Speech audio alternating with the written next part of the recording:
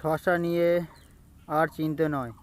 যে সকল চাষি বন্ধুরা বেশি দামি দামি ওষুধ স্প্রে করতে পারছো না, তাদেরকে বলবো যে কম খরচে ভালোই কাজ হয় সঙ্গীতা কোম্পানির এক্স কারাটে।